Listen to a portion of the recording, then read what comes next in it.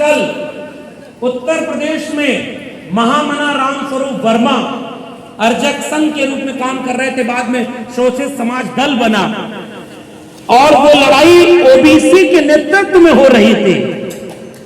पेरियार ललई सिंह यादव वो अपनी लड़ाई को आगे बढ़ा रहे थे वैचारिक तरीके से। चंद्रिका प्रसाद जिज्ञासु, मैं ओबीसी समाज के उन तमाम नौजवानों को ये नाम इसलिए बता रहा हूं, कोई तुमसे पूछे कि ओबीसी का कोई आंदोलन तो देश में था ही नहीं उत्तर भारत में, तो उनसे कहना कि हमारे पुरखे पहले भी बहुजन वैचारिकी में 90% के लिए लड़ रहे थे, आज भी लड़ रहे हैं, आगे भी लड़ेंगे। बीच में कुछ गलतियां हुई होंगी, हमसे कुछ चूक हुई होगी, समाज में कुछ जगहों पर झगड़ा देखने को मिला होगा और उस झगड़े के चलते पूरे ओबीसी को पहले दलितों के खिलाफ लड़ा दिया गया और बाद में ओबीसी में जो अति पिछड़े समाज की जातियां हैं जिनकी आबादी कम है, कुमार, लोहार, बढ़ई, नाई, मोची, निषाद, मल्ला, तमाम वो जातियां, उनको ये भड़काया गया क्योंकि राजाओं का इतिहास तो प्रजा के शोषण का इतिहास है। कोई भी राजा रहा होगा वो प्रजा पर जुल्म करता रहा होगा। प्रजा शिक्षित हो, प्रजा सक्षम हो, प्रजा जागरूक हो, इस बात के लिए राजा कभी काम नहीं करा करता था, उतना ही काम करे कि राजा बने रहने के लिए प्रजा जिंदा रहे। ऐसे वक्त में भारत देश में 3 राजाओं का नाम मैं इस मंच से लेना चाहता हूं। आज बहुत बड़ा वैचारिक मंच नरेंद्र जी ने सजाया है।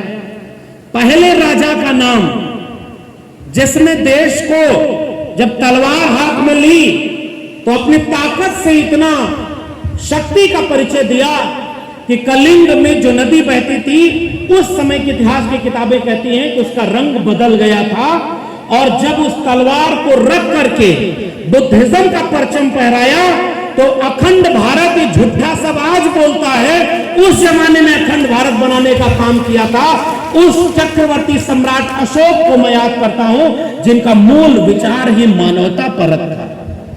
गांव के लोगों आपको पता होगा पहले के जमाने में कहा जाता था कि खूंटा गाड़ दिया, जहां तक गए, जहां खूंटा गाड़ दिया ये हमारा इलाका हो गया। सम्राट अशोक ने कहां कहां 84,000 स्तूपों का खूंटा गाड़ा था, इसको जरा आज खोज करके पढ़िएगा। और जब सम्राट अशोक चक्रवर्ती सम्राट थे तो अपने राज्य में प्रजा की भलाई के लिए क्या करना होता है इसका नजीर पेश करके गए कि राजा ऐसा भी हो सकता है जैसे खुद चक्रवर्ती सम्राट अशोक थे।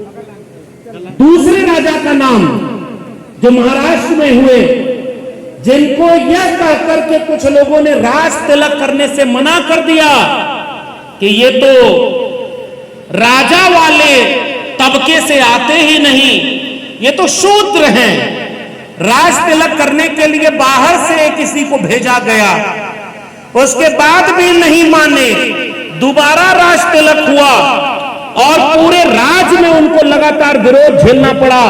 फिर भी उस राजा ने प्रजा के कल्याण के लिए स्वराज की कल्पना देकर के एक मानवतावादी विचार पेश किया। उस छत्रपति शिवाजी महाराज को मैं दूसरे राजा के रूप में याद करता हूं जो मानवतावादी राजा।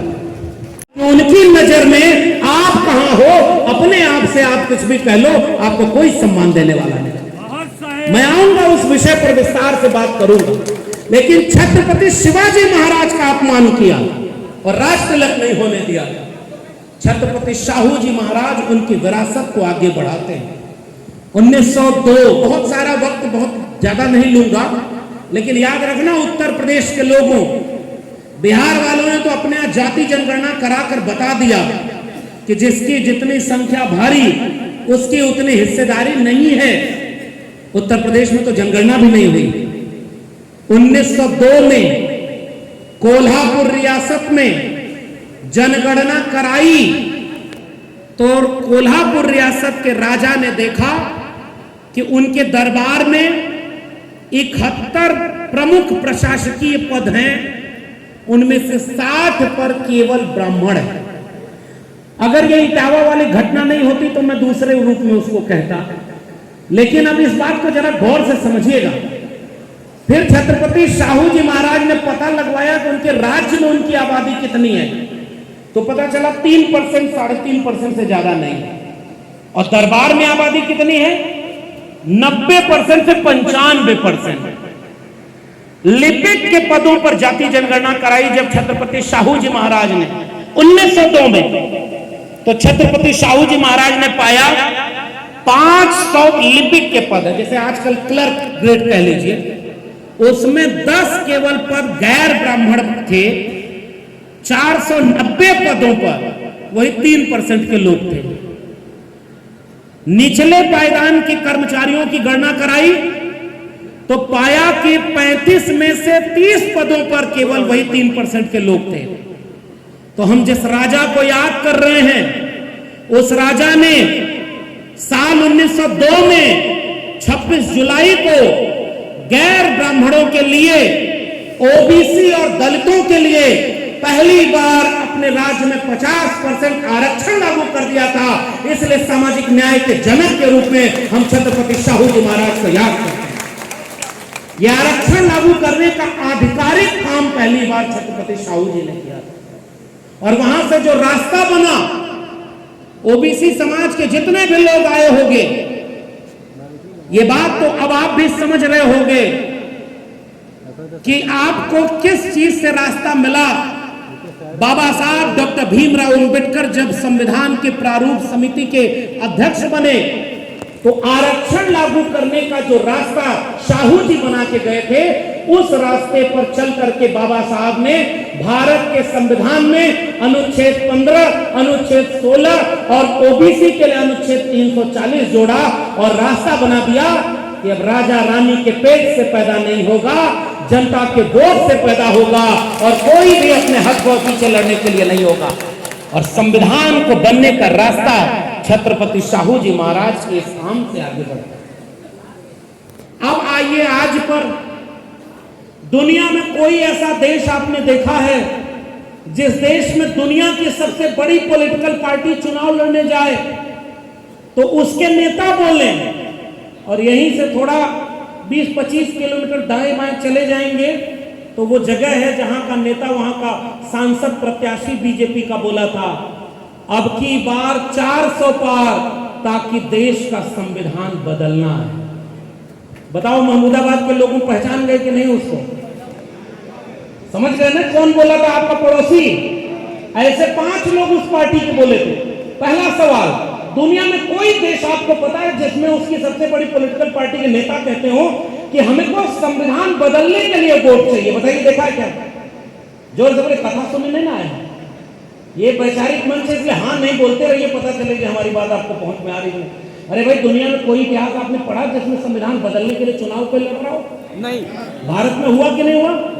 2024 का चुनाव लड़ा गया इस बात पे कि नहीं कि 400 पार ताकि संविधान बदलना है? जोड़िए, अरे भाई जोर से बोलिए। हाँ। लड़ा गया ना? लड़ा गया। मैं तो धन्यवाद देता हूं उत्तर प्रदेश की जनता का, और उसमें भी पिछड़ों, दलितों, अल्पसंख्यकों का, कि उनके गुरूर को तोड़ने का और संविधान को बचाने का काम उत्तर प्रदेश वालों ने किया है।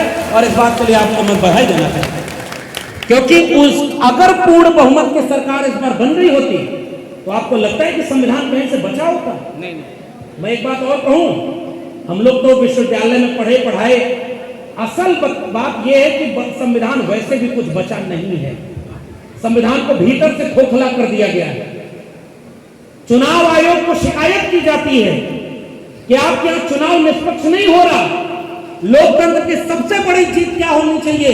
बाबा साहब ने कहा कि एक व्यक्ति एक वोट और एक वोट की एक कीमत होनी चाहिए। ये बोला था। आपको जब वोट डालने का अधिकार ही ना हो, आपको जब वोट डालने का अधिकार ना हो, आप अपना वोट गिनवा ना पाओ, आप अपना वोट डाल ना पाओ, बताओ संविधान बचा है क्या? और आप बताओ उत्तर प्रदेश के लोगों, आपका चुनाव कैसे होता है हमसे बेहतर आप जानते हो। क्या पुलिस प्रशासन के अधिकारियों का यह काम है कि कोटेदार और प्रधान के घर बैठ करके कहा जाए कि अगर हमारे विरोधी का प्रचार करोगे तो तुम्हारे ऊपर फर्जी मुकदमा डाल देंगे? बताओ सच बात है कि नहीं? बताओ संविधान बचा है क्या? चुनाव लड़ने के लिए जाते हैं तो पिस्टल तान दी गई थी वोटरों के सामने। मैं तो उन मुसलमान महिलाओं को यहां से सलाम करता हूं जिन्होंने पुलिस की बंदूक के सामने डरा नहीं और जाकर के अपने वोट डालने की बात की थी। संविधान भीतर से खोखला कर दिया गया। शिक्षा संविधान देने का काम करता है। छत्रपति शाहू जी महाराज के इतिहास को और जानो महमूदाबाद के लोगों, 1912 की बात है। छत्रपति शाहू जी महाराज, एक दो किस्सा बहुत अच्छा नीरज भाई बता गए। अपने वैचारिक साथी जब मंच पे होते हैं तो इसका फायदा होता है कि बहुत सारी बात आपके दूसरे भाई कह चुके होते तो बची कुची हम कह देते। अब देखना यह है कि आप लोग कितना बचा के ले जाते हैं। छत्रपति शाहू जी महाराज का किस्सा सुनना आप। उन्होंने जो किस्सा बताया उससे अलग एक किस्सा और बताता हूं। एक बार उनके दरबार में किसी ने एक व्यक्ति को बहुत मारा, दरबार के लोगों ने। शाहू जी तक बात पहुंची तो उन्होंने पूछा कि क्यों मारपीट हुई। उन्होंने कहा ये व्यक्ति यहां सार्वजनिक पानी पीने की जगह पर पानी पी लिया। तो उन्होंने कहा इसमें क्या गलती है? कहे अरे साहब ये तो अछूत है, ये कैसे पानी पी सकता है वहां जहां हम पानी पिएंगे। शाहू जी को जब ये बात पता चली बहुत नाराज हुए, उन लोगों पर कार्रवाई की जिन्होंने ये काम किया। और उसके आगे का किस्सा सुनना, जिस नायक को आप याद कर रहे हो वो कितना बड़ा विचारों का था।